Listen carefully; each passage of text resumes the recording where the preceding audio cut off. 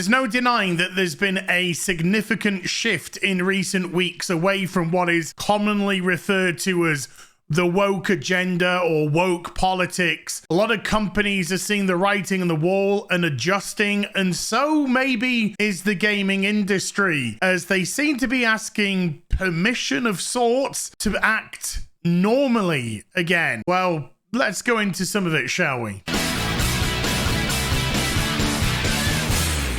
Hi everyone, it's Az here from HeelvsBabyface. Now, when I say some of the gaming industry is looking to ask permission, I of course am not referring to the bigger studios, the AAA studios, your BioWares, your EAs, your Ubisofts, Activisions, and you can possibly add CD Projekt Red into that, particularly with their recent discussion over The Witcher 4. In a recent interview with Eurogamer, a very leading question was asked that seemed to go on forever. Coming back to Ciri more broadly, there was a sense with The Witcher 3, and I think a lot of the Witcher fiction as a whole, the TV series as well as the books, that this is a man's world and that the experience of a woman is actively quite a significant theme in The Witcher in a lot of different forms. The women of this world are subjected to a lot of violence. They're heavily sexualized in different ways. There's the kind of deal with the devil that sorcerers have to make where they lose their fertility and so on. Watching the trailer, it seemed to maybe channel this. There's Ciri, a woman trying and failing to save another woman from more of this universe's violence, right? Is that an intentional theme that you were channeling with the trailer? And also, is it something you intentionally looking to explore in the game? The experience of a woman,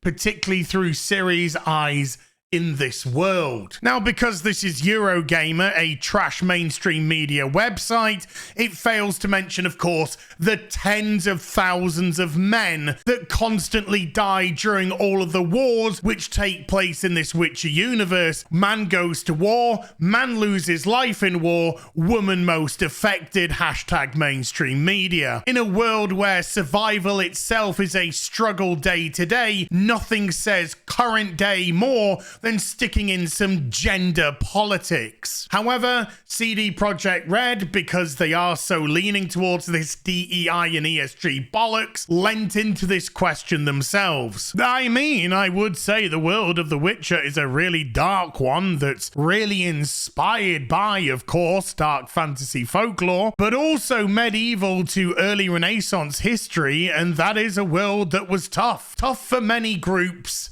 women among them. I think the simple answer here should have been that this is dark fantasy and this is a world where it is tough for everybody, regardless of whether you are a man or a woman. However, they then go on to say, in The Witcher, we also deal with a lot of racism when it comes to non-humans, and this is something that we want to keep up with The Witcher 4. Now, this for me is where things get a little bit weird and a little bit more virtue signaling, because is there racism in The Witcher games? Absolutely, particularly towards the elves, of course, but I would say that that is more accurately a subcategory of what is the main theme, which is discrimination, because discrimination in the game is rampant. Discrimination against the witches themselves, discrimination against the sorceresses, and I think more importantly, the social discrimination, your social class depicting on how you are treated in the world, and also most likely your outcome within this world as well. These just being a few examples, there are many more within the games as well. Even more interestingly, they say,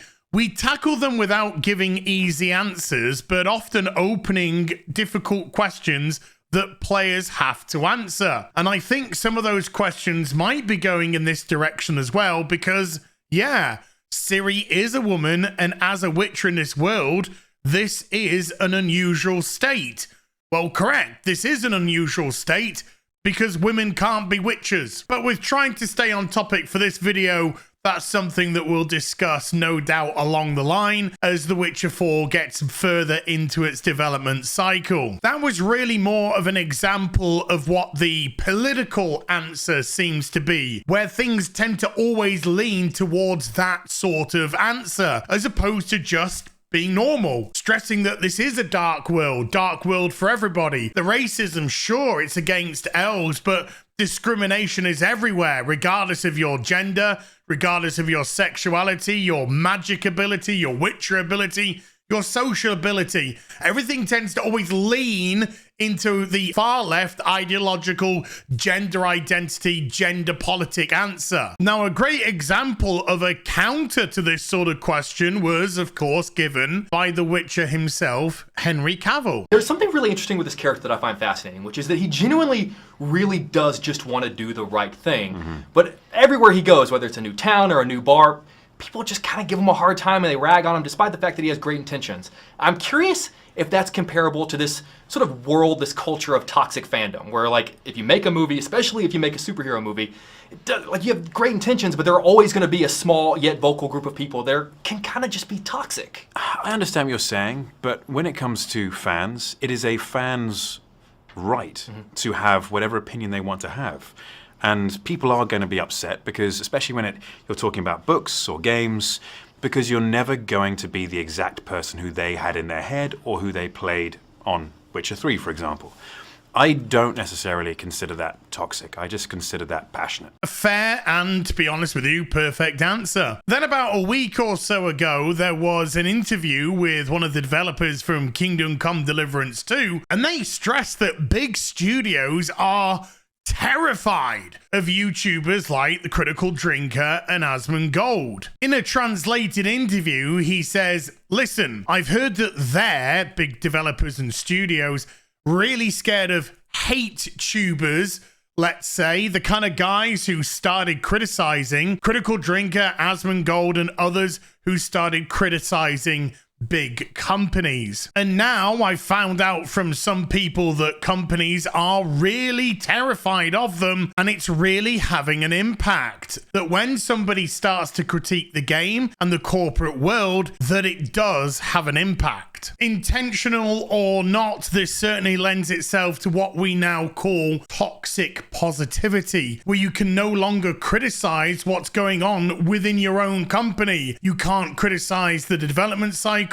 You cannot criticize what's happening within the game, the story, the gameplay. Anything that is criticized or critical is deemed toxic, and therefore they are pushed to one side. And that's, of course, where you end up with games like Dragon Age, the Veilguard. So, I'm non-binary. Who the fuck starts a conversation like that? I just sat down. Now, the developer also had his own critiques of the AAA gaming industry. He says, it's unsustainable how these corporations do it, considering that they're now making games that nobody wanted, and they even said it when those gamers started complaining that they didn't like it and they didn't want that kind of a game. And the developer started telling them, well, that they were stupid and that it wasn't a game for them, which is completely bizarre that you're insulting your own customers. Now, this is something that we've discussed many times before, but that's what happens when a company puts itself in a bubble. It ignores everything that's going on in the outside world. It doesn't have its finger on the pulse of what gamers actually want. A lot of decisions are seemingly made from an ideological standpoint as opposed to one which they think would actually benefit the majority of their potential players. It therefore produces utter crap and pats itself on the back for doing so, ignoring all criticism and attacking people who dare question their ideological decision-making process. But to also have a game developer, particularly one from the upcoming sequel to Kingdom Come Deliverance, reiterate that in itself says rather a lot as well, as if some people from within the gaming industry actually decide that they want to speak out against this nonsense, or at least question this nonsense, as it doesn't lead to good business. Which finally leads us to Marek Tymiński, who is the CEO of CI Games, who created Lords of the Fallen, by the way, a game which I thought was absolutely superb. Now, he recently put up this on social media, X platform. In a medieval fantasy action RPG experience, what do you prefer to choose between? We will follow the final result. Body type A/body type B, male or female, or none of the above. Now, as you can see, I personally voted male or female. Now, this post garnered some praise from sections of the audience, some questioning why game developers don't go onto social media to gauge what their customers think in the first place, and others because finally can we have a return back to male and female instead of this annoying body type 1 and body type 2. A change, of course, that has been rooted in gender ideology and far leftism. It shouldn't belong there at all. We should just get back to normality. Now, whereas I certainly appreciate the sentiment, I did have something to say about why this was being done. Now, I said it's so pathetically sad that we are in a state where this question has to be asked. We are men and women, and the gender identity ideology is rooted in damaging far leftism. Be bold, make the statement yourself as a company. Show people your categorical stance on this shit. Meaning, whereas I appreciate them putting out the poll to gauge where people are, and as you can see, it was overwhelming in the male and female category, it feels like the gaming industry is tentatively trying to ask permission whether or not they're allowed to be normal again. Is it safe for them to be that way? Now, maybe I have to accept that we are going to go through baby steps, but what I would love to see is companies just actually making the decisions themselves, understanding what people actually want, and showing their stance there and then. Just don't even ask about body type A and body type B. Put your male and female. Make sure that you make people aware with where you stand in terms of this gender ideology, this far leftist politics, this fucking bullshit, this utter dog shit which has infested the Western gaming industry, and just stamp it out. Say our company doesn't want to be part of this fucking mental illness. Yeah, we appreciate our customers, we appreciate biology and science, not fucking mafifis, and we understand exactly what people want. Here's our stance. Or maybe it's, as I just mentioned, I've just got to have a little bit more patience and allow these baby steps to happen in an effort to, fingers crossed, return us to some sort of normality again. There has definitely been a paradigm shift. There's definitely been a change in which way the wind is blowing, and a lot of companies do seem to be recognizing that. Or, in the same breath, maybe we just don't have that patience, and maybe we just say to corporations, you either change or we're just gonna go. Yeah, don't dip your toe in the water. Make a fucking stance. Let the AAA companies pull themselves down into the ground. Let Ubisoft, Activision, EA, all the other guys, let them just blow themselves up. They won't be missed. There is no world in which we owe them fucking anything. This is your time to rise. Are you going to accept it or not? I'll see you in the next video. You take care. Bye for now.